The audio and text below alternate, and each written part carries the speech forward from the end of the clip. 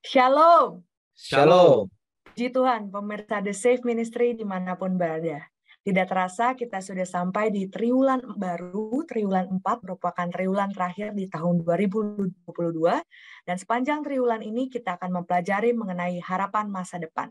Dan kita sangat bersuka cita bisa bertemu kembali dengan The Safe Ministry untuk mempelajari Alkitab melalui pelajaran Sekolah Sahabat. Para panelis sudah hadir, kita minta Pak Tobing untuk memimpin kita dalam doa buka. Baik, mari kita berdoa. Ya Allah Bapa di surga, kami serahkan kami sebagaimana adanya ke dalam tangan kuasa-Mu Tuhan. Kiranya Roh Kudus-Mu mengurapi kami ketika kami membagikan firman Tuhan ini. Terberkatilah semua pemirsa The Safe Ministry, agar kami pun boleh dipersatukan dalam kasih Allah, dan kami boleh sama-sama dikuatkan melalui pelajaran Alkitab yang datangnya dari Engkau Tuhan. Terima kasih Tuhan, di dalam nama Yesus kami berdoa. Amin. Amin. Pelajaran Sekolah Sahabat kita sepanjang seminggu ini mengenai pemberontakan di alam semesta yang sempurna. Kita minta Bapak Tobing untuk menguraikan apa yang akan kita diskusikan selama 1 minggu ini. Baik, terima kasih Saudari Beatrice. Pemirsa The Safe Ministry, kita memasuki babak baru di triwulan yang baru, triwulan terakhir di tahun 2022 ini. Kita disuguhkan dengan sebuah judul yang boleh dikatakan kontradiktif. Kenapa kontradiktif? Ya, judulnya pemberontakan di alam semesta yang sempurna. Mengapa di dalam satu situasi kesempurnaan ada pemberontakan? Ini yang menjadi kontradiksinya. Kalau di dalam satu alam kesempurnaan harusnya semua adalah berjalan teratur, sempurna, tanpa ada yang melawan, ya semua mengikuti alur. Namun kenyataannya pemberontakan itu terjadi justru dimulai di satu tempat yang sangat sempurna, yaitu di sorga. 1 minggu ini kita akan dihadapkan kepada pelajaran bagaimana kisah atau asal-usul kejahatan itu terjadi.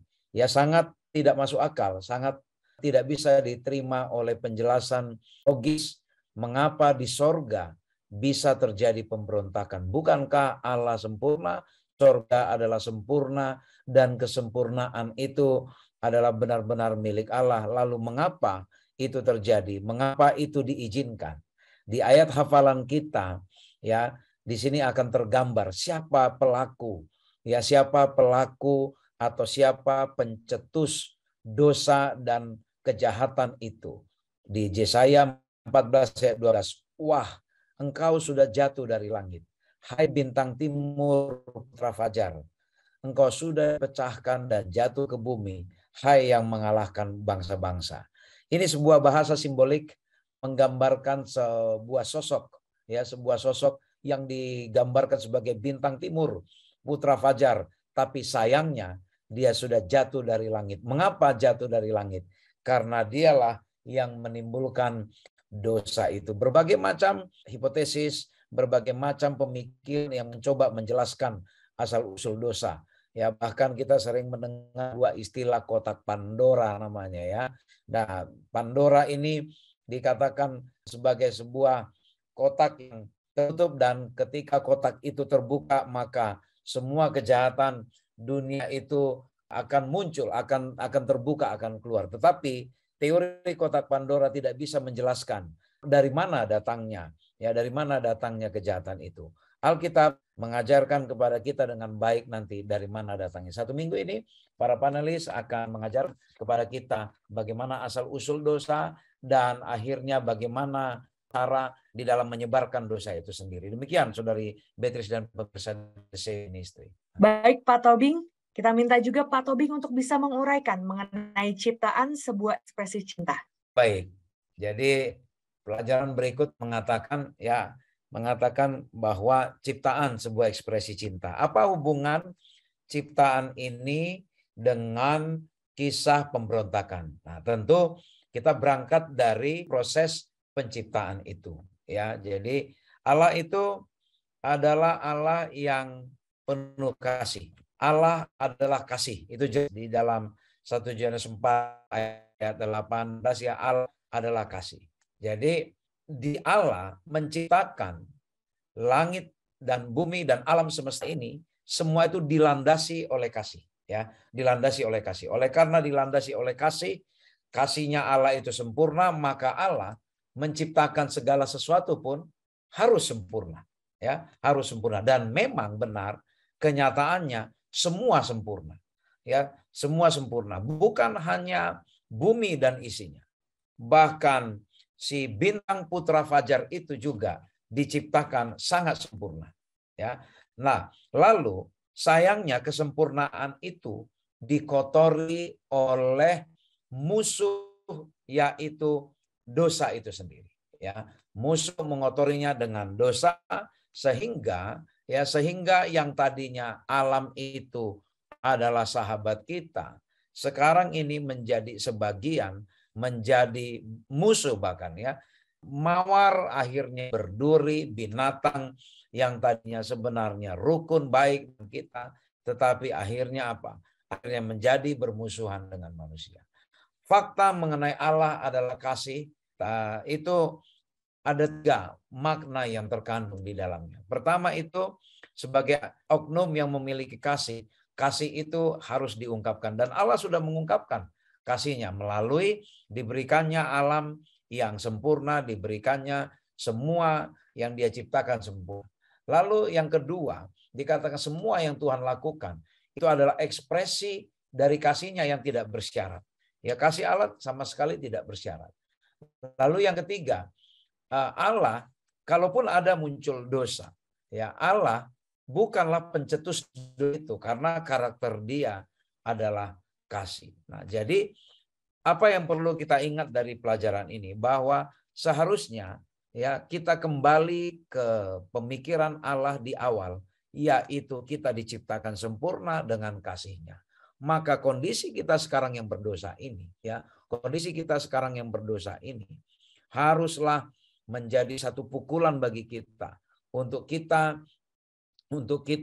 jadikan motivasi, untuk kita jadikan cambuk bagi diri kita, agar kita bisa turut di dalam rencana Allah, yaitu mengembalikan citranya, mengembalikan image-nya, gambarnya, sehingga kita kembali seperti sedia kala ciptaan yang sempurna. Demikian, Saudari Beatrice. Pertanyaan ini, Pak, untuk aplikasi dalam kehidupan kita. Bagaimana sih cara kita bisa mengekspresikan kasih Allah selama kita masih di dunia ini, Pak? Baik, pemirsa The Safe Ministry, sebagaimana Allah adalah kasih dan kita diciptakan berlandaskan kasih, maka tugas kita juga adalah mengekspresikan rasa kasih kita itu kepada alam semesta ini. Kepada sesama kita manusia, kita harus saling mengasihi. Kita harus punya kepedulian kepada mereka. Kita harus memperlakukan mereka sama sesama ciptaan. Tidak ada alasan kita untuk sombong kepada satu sama lain, oleh karena kita adalah sama-sama ciptaan Allah yang sempurna. Tidak ada juga alasan bagi kita untuk merasa kita bahwa kita minder, ya, dibandingkan orang lain, karena kita pada dasarnya adalah sama-sama ciptaan Allah yang dilandasi oleh kasih. Demikian juga kepada alam semesta ini. Sebagai orang Kristen harusnya kita juga adalah orang yang menghargai, atau orang yang menyelamatkan, atau orang yang selalu memelihara alam semesta ini. Sama seperti instruksi Allah kepada nenek moyang kita Adam dan Hawa untuk memelihara, merawat alam ini. Demikian juga kita harus ekspresikan kasih Allah kepada kita itu melalui apa? Bagaimana kita mencintai alam semesta ini. Jangan merusakkan bumi. Jangan membunuh ciptaan Tuhan lain yang tidak diperlukan. Jangan mengganggu keseimbangan alam, ekosistem alam. Jangan menciptakan permusuhan di sesama kita manusia. Demikianlah, Saudari Beatrice, kita harus mengekspresikan kasih Allah kita kepada sesama kita selama kita di dunia ini. Baik, kita akan beralih ke Pak Fajar. Kita minta Pak Fajar untuk bisa menguraikan mengenai kehendak bebas dasar dari kasih. Silakan, Pak. Iya, terima kasih Saudari Beatrice dan pemirsa The Safe Ministry. Pelajaran kita adalah pelajaran yang sangat bagus sekali. Tadi sudah dijelaskan juga oleh panelis Saudara Elvin. Dasar dari penciptaan itu adalah kasih, dan memang adanya bahwa Allah yang kita sembah adalah Allah yang penuh dengan kasih. Ada satu ayat yang menarik, pemirsa bisa membaca satu pasal dalam 1 Yohanes 4 ayat ke-7 sampai dengan ayat yang ke-16. Saya akan bacakan satu ayat saja, yaitu ayat yang ke-7. Saudara-saudaraku yang kekasih, marilah kita saling mengasihi, sebab kasih itu berasal dari Allah. Dan setiap orang yang mengasihi lahir dari Allah dan mengenal Allah. Poinnya adalah bahwa Allah adalah kasih, dan Allah sendiri juga memberikan satu nasihat kepada kita. Oleh karena Allah sudah terlebih dahulu mengasihi, hendaklah kita saling mengasihi. Buktinya bahwa Allah sudah mengasihi kita adalah Dia mengirimkan anaknya yang tunggal, yaitu Yesus Kristus, untuk mati di atas kayu salib. Itu sebagai wujud daripada kasih Allah Bapa kita. Nah, sekarang ada satu pertanyaan yang sangat penting.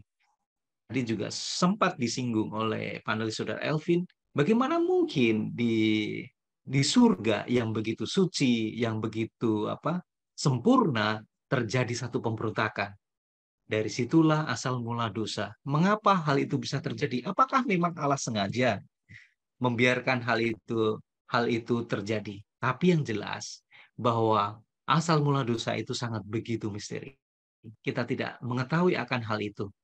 Namun kita lihat bahwa Allah sendiri yang sudah mengasihi kita semuanya, yaitu mengirimkan anak yang tunggal untuk mati bagi umat manusia.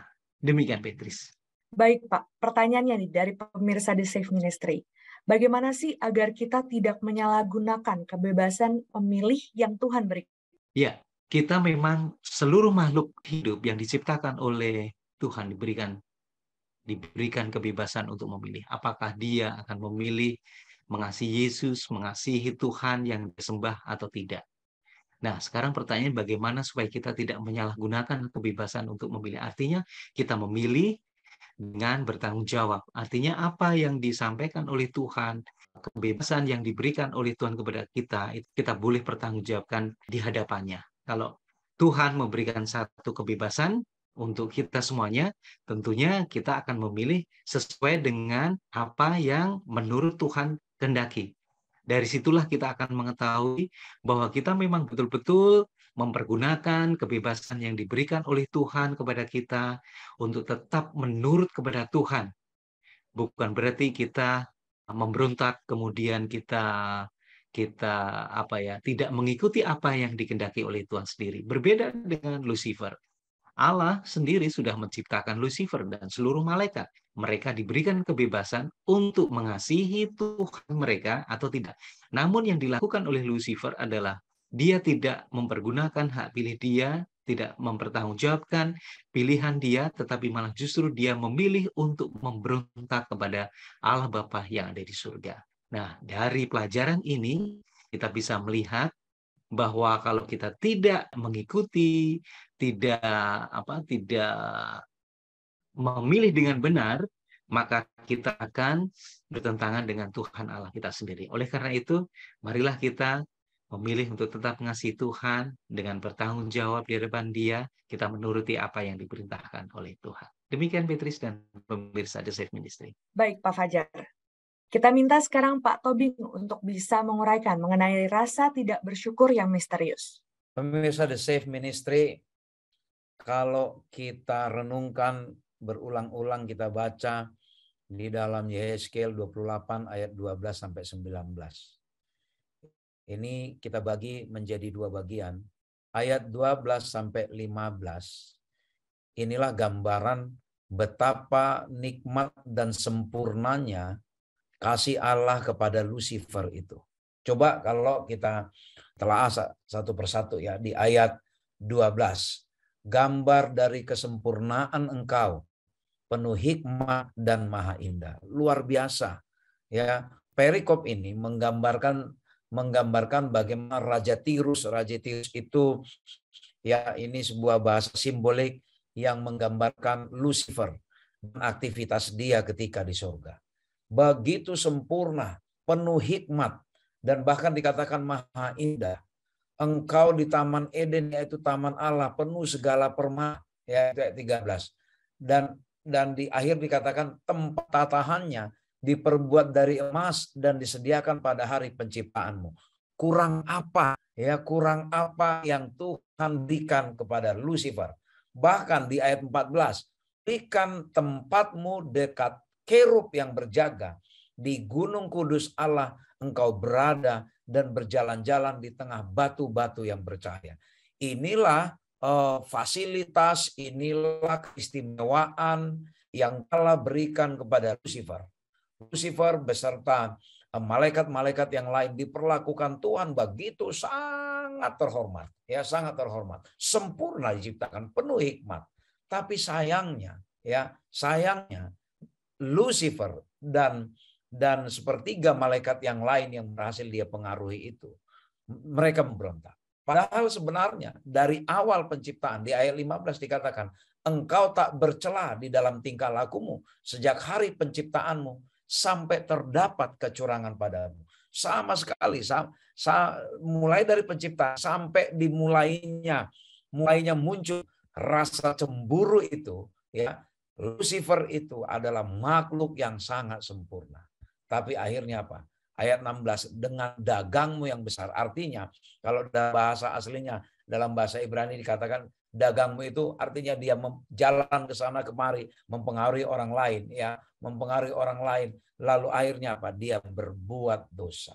Akhirnya sebagai akibat setelah diberikan kesempatan yang sangat luar biasa, ya, diberikan Allah kesempatan untuk bertobat kepada Lucifer, tapi dia juga tidak juga bertobat. Akhirnya dia harus keluar dari surga. Maka kubuangkan engkau dari gunung Allah dan kerub. Sebenarnya bukan Allah dengan kemarahannya membuang Lucifer, tetapi oleh karena surga tidak bisa menerima unsur yang jahat di situ, tidak bisa menerima unsur kesombongan, unsur yang di luar kasih, di luar kesempurnaan Allah. Maka tidak ada makhluk lain yang bisa betah untuk tinggal di surga. Maka akhirnya dia keluar dari surga. Lalu dia dibuang, bahasa gitu ya, dia dibuang dan akhirnya dia singgah, ya, engkau dan kubiarkan engkau menjadi abu di atas bumi di hadapan semua yang itu di ayat 18. Pemirsa The Safe Ministry, apa pelajaran yang mau kita ambil dari sini? Begitu Allah mengasihi Lucifer, diciptakan secara sempurna. Tapi apa? Sama sekali tidak ada rasa terima kasih, rasa bersyukur dari Lucifer. Ini menggambar kondisi kita sekarang juga manusia. Kita sulit sekali mengucapkan terima kasih kepada orang yang sudah baik hati kepada kita. Kadangkala anak sulit berterima kasih kepada orang tua. Anak menganggap, oh itu kewajiban orang tua untuk berbuat kepada anak. Orang tua juga sulit berterima kasih kepada anak ketika anak juga melakukan hal yang baik. Kita sulit berterima kasih kepada orang lain yang sudah menolong kita. Kita sulit berterima kasih kepada orang lain yang sudah berbaik hati kepada kita. Dan paling bahaya lagi adalah apa? Kita sulit sekali berterima kasih. Ya, kita sulit sekali berterima kasih kepada Allah. Padahal Allah begitu baik. Allah begitu mengasihi kita. Allah begitu peduli kepada kita. Tapi sering sekali keegoisan kita menutupi semuanya sehingga kita mengkhianati Allah. Demikian Saudari Beatrice, pelajaran yang kita bisa ambil, rasa tidak bersyukur yang sangat misterius ini, ya, oleh karena dosa misterius maka rasa tidak berterima kasih ini pun menjadi misterius bagi kita mengapa ini bisa terjadi di surga. Tapi pelajarannya sangat mahal bagi kita, bagaimana agar kita selalu tahu berterima kasih. Demikian Saudari Beatrice dan pemirsa The Safe Ministry. Baik Pak Tobing, pertanyaannya nih Pak, bagaimana supaya kita jangan sampai ada rasa sifat suka komplain dan tidak tahu terima kasih? Iya, ini pertanyaan yang baik dari Saudari Beatrice. Bagaimana agar kita tidak suka komplain? Bagaimana agar kita bisa menghilangkan sifat tidak tahu berterima kasih? Lucifer, dia lupa asal-usulnya bahwa dia ciptaan. Walaupun dia sempurna, luar biasa diberikan keistimewaan, dia lupa, dia ingin menyamai Allah. Demikian juga kita Saudari Beatrice dan pemirsa The Safe Ministry. Bagaimana agar kita menghilangkan suka komplain dan tidak tahu berterima kasih? Kita harus tahu asal-usul kita. Ya, kita harus menyadari kita ini orang berdosa. Kita sebenarnya tidak lagi layak untuk hidup, tapi hanya karena belas kasihan Allah kita diberikan kehidupan. Terlepas kita Masing-masing ada perjuangan hidup, ada penderitaan, ada salib yang kita tanggung. Itu adalah cara Allah membentuk atau melatih kita. Tetapi kita harus tahu asal-usul kita. Asal-usul kita dari Allah. Jangan kita adalah ciptaan yang berdosa. Kalau kita mengingat itu, maka kita tidak akan berani sombong. Kita tidak akan berani komplain-komplain. Dan kita akan tahu selalu berterima kasih kepada Allah. Demikian, Saudara Beatrice. Baik, Pak. Kita akan beralih ke Pak Fadri. Kita minta Pak untuk bisa menguraikan mengenai harga keangkuhan. Silakan, Pak. Baiklah, shalom para pemirsa dimanapun saudara berada. Kalau kita menunjuk kepada buku Yesaya 14 ayat 25-15, Kejadian pasal 11 ayat 31 dan 12 sampai ayat 9, kita bisa melihat di sana bahwa ada dua kekuasaan. Sebenarnya Allah memiliki kasih yang luar biasa. Kalau kita lihat kasih yang pertama adalah antara kasih Yesus dan kasih Roh Kudus, antara internal mereka. Yang kedua adalah kasih Allah terhadap penciptaannya. Jadi pada saat di Taman Eden, kasih Allah itu terlihat dari semua hasil ciptaannya yang begitu luar biasa. Dan yang ketiga, kasih Allah itu adalah tidak berkaitan dengan dosa. Itulah sebabnya di dalam pemahaman pelajaran yang tadi sudah dicoba ditanyakan oleh Beatrix, kita melihat bahwa ada dua kekuasaan. Yang pertama adalah kekuasaan Sion atau Gunung Sion atau kekuasaan sorga yang begitu luar biasa hebatnya. Disebut di sini adalah tema Salem atau Gunung Sion atau Yerusalem yang baru. Itulah sebabnya salah satu pemahaman yang sederhana yang ada di dalam pelajaran ini adalah misalnya Abraham diminta untuk pindah dari Ur Kasdim ke tanah Kanaan dalam Kejadian 11. Artinya bahwa Allah memiliki satu pandangan kasih yang positif untuk membuat Abraham ini mengikuti satu harga. Mengapa disebut dengan harga? Karena harga yang mahal, harga yang luar biasa yang kita bisa dapat masuk Abraham adalah mengikuti Allah. Namun dikatakan di sini ada satu oposisi, namanya kuasa keangkuhan. Kuasa kesombongan yang sebenarnya menurut kontekstual Alkitab, jika Allah ingin membinasakan kuasa ini, karena kuasa ini adalah tidak lebih tinggi dari kuasa Allah. Kalau kita lihat ya, dalam beberapa kontekstual ayat yang luar biasa. Termasuk dalam Yesaya 14 ayat 12-19. Ada satu konsekuensi jangka panjang di mana menggambarkan satu perlawanan. Itulah sebabnya berhubungan dengan kata Babel atau kata yang memang berhubungan dengan perlawanan terhadap kerajaan Allah. Itulah sebabnya di dalam simbol-simbol Lucifer ini, kalau kita lihat simbol Lucifer ini adalah keangkuhan. Bagaimana dia ingin melawan Allah? Tidak bisa. Kesombongan. Walaupun dia sombong apapun, kalau Allah ingin melakukan sesuatu tanpa kasih, maka habislah Lucifer itu. Namun pelajaran bagi kita saat ini adalah dikatakan dalam buku 14 ayat 15. Yesaya menggambarkan bahwa ada satu pemahaman bahwa Allah adalah suatu bagian yang sangat penting di sini, adalah suatu hal yang maha tinggi. Satu konsep yang dilakukan oleh keangkuhan ini adalah menuduh Allah adalah Allah yang tidak memiliki kasih. Itulah sebabnya kesimpulan dari pelajaran hari Rabu ini adalah harga keangkuhan itu menjadi bagian saya dan saudara untuk tetap bergantung melihat bahwa kasih Allah itu adalah kasih mayoritas, mana Allah sebenarnya tidak merancang hal yang tidak baik dan Allah merancang hal yang luar biasa, tetapi ada satu kuasa yang memang mencoba melawan Allah yang kita sebut di sini dengan Lucifer. Kiranya pemahaman kita tentang harga keangkuhan ini bisa menjadi satu pedoman bagi kita untuk kita belajar bahwa menghormati Allah itu adalah sesuatu hal yang harus kita lakukan sebagai umat-umat Tuhan yang bisa mengarahkan pandangan kita untuk tidak melakukan pemberontakan, untuk tidak memalingkan cara berpikir kita, untuk tidak menghormati Allah. Karena Allah dikatakan di sini adalah Allah yang memiliki suatu keilahian yang luar biasa antara Allah, Allah Anak, dan Roh Kudus yang sudah menciptakan satu kehidupan yang normal, yang luar biasa di Firdaus atau Taman Eden. Shalom, Beatrix. Terima kasih. Baik, Pak Adri. Pertanyaannya, Pak, mengapa sih ada orang yang angkuh dan bagaimana supaya kita bisa mengalahkan keangkuhan diri? Jadi saya tidak bisa menjawab secara ilmu pengetahuan manusia. Kata angkuh ini adalah sesuatu yang berlawanan. Itu normal kalau dalam dunia kehidupan kita saat ini. Tetapi kalau kita belajar pemahaman tentang beberapa ayat tadi adalah kita tidak boleh melawan Allah. Karena kita adalah hasil ciptaan yang luar biasa baiknya. Tugas saya dan saudara adalah balik lagi kepada Alkitab, kepada firman Allah, bahwa menghormati Allah adalah prioritas yang luar biasa.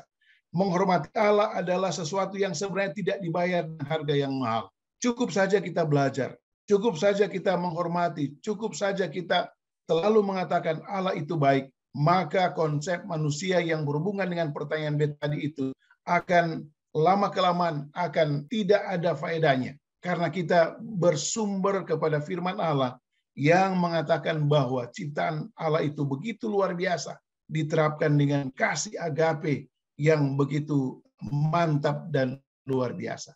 Inilah beberapa pemahaman yang bisa menjawab pertanyaan dari Saudari Beatrix. Shalom, Beatrix. Baik, Pak Adri. Kita beralih ke Pak Fajar. Kita minta Fajar untuk bisa menguraikan mengenai penyebaran ketidakpercayaan. Silakan, Pak. Pemirsa, The Safe Ministry ini adalah puncak dari peristiwa-peristiwa sebelumnya di mana Lucifer dia tidak memiliki rasa syukur, kemudian dia memiliki satu kesombongan, kemudian ego. Sementara di sisi lain Allah itu adalah kasih. Dan yang terjadi adalah karena dia sangat cemburu, kemudian sangat egois, akhirnya dia menghasut, kemudian menyebarkan ketidakpercayaan kepada malaikat-malaikat yang ada di surga. Saudara bayangkan bahwa sepertiga malaikat di surga berhasil dihasut oleh Lucifer atau yang disebut naga ular tua ini ya. Dan hasilnya adalah terjadi dua kelompok. Yang satu Lucifer atau naga si ular tua itu beserta dengan sepertiga malaikat, dan Mikael beserta dengan malaikat yang lain. Terjadilah peperangan di surga. Inilah peristiwa yang barangkali secara pikiran kita, mana mungkin di surga itu terjadi satu peperangan ya, pemberontakan satu sama lain. Tapi yang jelas yang ada adalah faktanya bahwa hal itu sudah terjadi. Dan pada akhirnya Lucifer dengan sepertiga malaikat itu diusir dari surga dan mereka dilemparkan ke bumi. Oleh karena itu bumi dikuasai oleh setan dengan sepertiga malaikat yang sudah dihasut oleh Lucifer ini. Namun, kalau kita lihat dari peristiwa ini, apakah Allah Bapa kita yang ada di surga langsung menghukum Lucifer? Tidak. Lucifer diberikan kesempatan untuk bertobat, untuk diampuni. Dan Tuhan Allah memberikan kesempatan bagi Lucifer untuk datang ke surga, diberikan kesempatan. Namun pada akhirnya Lucifer lebih memilih untuk tetap bertentangan, memberontak kepada Allah Bapa yang ada di surga.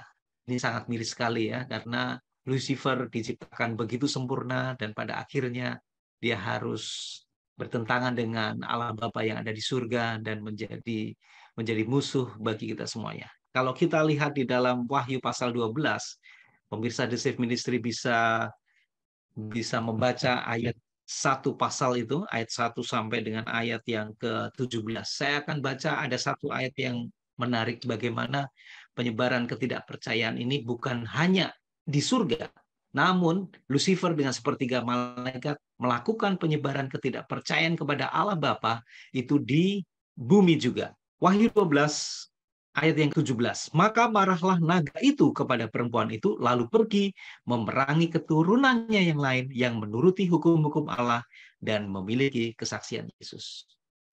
Ini jelas sekali bahwa dinubuatkan Lucifer dengan sepertiga malaikatnya memerangi keturunan daripada perempuan itu. Artinya memerangi daripada keturunan kita semuanya, khususnya bagi umat-umat Tuhan yang menuruti hukum-hukum Allah dan yang memiliki kesaksian Yesus.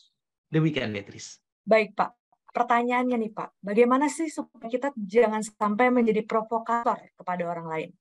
Baik. Wah, ini pertanyaan Luar biasa sekali ya, Bang. Barangkali mungkin ini menjadi satu pertanyaan dari pemirsa The Safe Ministry yang ada di Malaysia, yang ada di Ambon, Maluku, ada di Papua, yang ada di Jakarta sekitarnya, maupun yang ada di Medan ya. Bagaimana agar kita tidak menjadi provokator kepada orang lain? Seringkali kita juga memiliki satu tabiat yang sama, seperti halnya Lucifer, suka memberontak, lebih memilih mementingkan diri sendiri. Tadi panelis Pak Adri menyatakan sombong, begitu angkuh gitu ya. Ini merupakan satu dasar kali tabiat yang diwarisi oleh Lucifer kepada keturunan perempuan itu, dan itu dinyatakan disebutkan. Kalau kita memiliki tabiat yang sama, egois, kemudian mementingkan diri sendiri, memiliki kesombongan, keangkuhan, pada dasarnya nanti kita akan memberontak kepada sesuatu yang lain, dan khususnya memberontak kepada Tuhan Allah. Dan inilah cikal bakal dari sifat provokator itu akan muncul. Nah, oleh karena itu, bagaimana supaya kita tidak menjadi provokator kepada yang lain? Jauhkan sifat-sifat tabiat-tabiat seperti yang Lucifer punya itu daripada kita sendiri. Ya, kalau kita memberikan satu nasihat, tetaplah rendah hati, jangan sombong, tetaplah percaya kepada Tuhan, ya, karena itu yang akan menyempurnakan tabiat kita sendiri.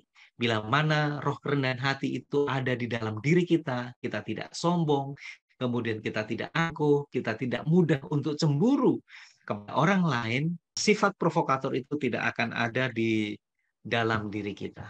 Dan tentunya kita akan memiliki tabiat seperti Yesus. Demikian, Saudari Beatrice. Baik Pak, tidak terasa kita akan mengakhiri diskusi kita. Kita minta Bapak Tobing untuk memberikan kesimpulan. Baik, pemirsa The Safe Ministry, Allah adalah kasih dan Allah Maha Adil. Begitu adilnya Dia memberikan kebebasan memilih kepada semua ciptaannya, termasuk Lucifer dan pengikutnya yang sempurna yang Tuhan ciptakan. Namun sayangnya, Lucifer menyalahgunakan kebebasan memilih itu. Muncul iri hati, kesombongan, keangkuhan. Walaupun ini terjadinya secara misterius, mengapa ini terjadi. Tetapi dia pelihara kesombongan itu.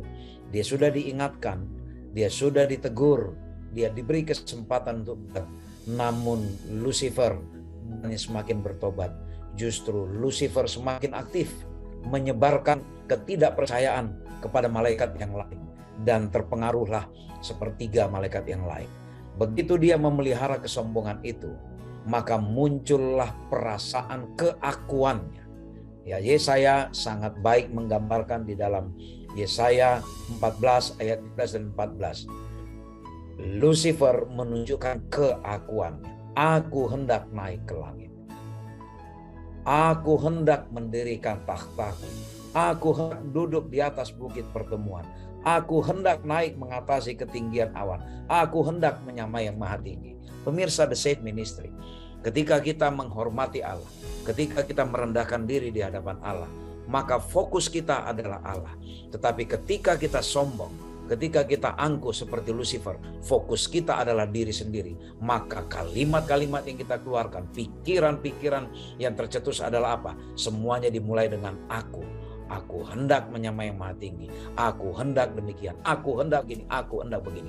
Kesombongan akan memicu selalu keakuan. Keakuan itulah yang membuat kita jatuh ke dalam dosa dan semakin jauh dari Allah. Namun puji Tuhan, harapan penebusan itu Yesus sediakan, Allah sediakan, dan tidak ada sumber kekuatan lain yang lebih agung yang bisa kita dapatkan untuk terlepas dari jebakan dosa ini, untuk terlepas dari keakuan ini. Kasih-Nya sudah dijanjikan kepada kita dan sudah diberikan, bukan hanya dalam bentuk janji, dan sudah diberikan. Barang siapa yang mengasihi Allah, barang siapa yang menerima Dia, maka tidak ada seorang pun yang dibiarkan binasa, tetapi semua beroleh hidup yang kekal. Biarlah kiranya kita sambut kasih Allah ini. Kita lupakan, kita matikan diri kita supaya bukan keakuan kita, tetapi Allah lah yang menjadi pusat perhatian kita. Allah lah yang menjadi pusat kasih kita. Allah lah yang menjadi pusat yang kita sembah, bukan diri kita, bukan kesombongan kita. Apalagi yang kita tunggu? Mari kita memuji Allah, Allah pencipta kita yang maha kasih itu. Demikian pemirsa The Safe Ministry. Kiranya Tuhan memberkati. Terima kasih para panelis dan terima kasih pemirsa The Safe Ministry dimanapun berada. Kita berharap pemirsa The Safe Ministry mendapatkan inspirasi baru atas pemberontakan yang terjadi di surga. Kita akan tutup dalam doa, kita minta Bapak Adri untuk memimpin. Baiklah, kita satu di doa. Ya Allah Bapa kami yang ada di dalam kerajaan surga, konsep Allah adalah kasih. Kasih yang tidak pandang bulu. Kasih yang dapat membawa kepada kehidupan yang kekal. Kasih Bapa pena inspirasi dan Roh Kudus yang sudah memberikan pemahaman kepada kami pada jam yang diberkati ini.